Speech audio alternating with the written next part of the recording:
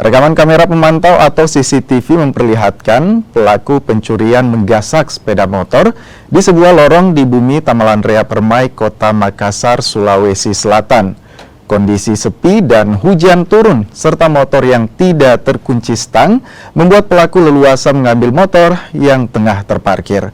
Polisi kini tengah melakukan penyelidikan kasus ini dan meminta keterangan sejumlah saksi. Mana situasi pada saat itu lagi sementara hujan, dan untuk pelaku sempat terekam CCTV menggunakan mantel hujan, yang mana untuk